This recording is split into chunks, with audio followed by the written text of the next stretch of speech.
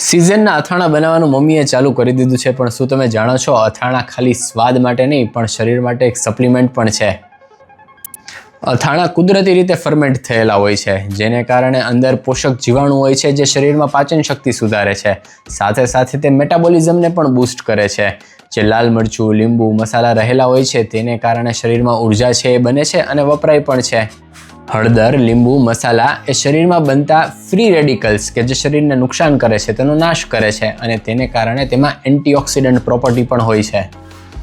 Iron, calcium અને બી vitamin જેવા તત્વો પણ શરીરમાંથી સારી રીતે શોષાઈ શકે છે અથાણાની મદદથી.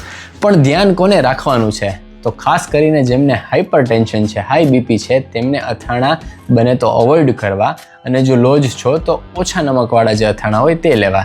અને સાથે સાથે જેમને શુગર વધારે છે તેમને બહુ ગળાશવાળા કે બહુ તેલવાળા અથાણા ન લેવા. અને જેને હૃદયની કોઈ તકલીફ છે તેને બહુ મસાલાથી ભરપૂર અને વધારે તેલવાળા અથાણા ન લેવા.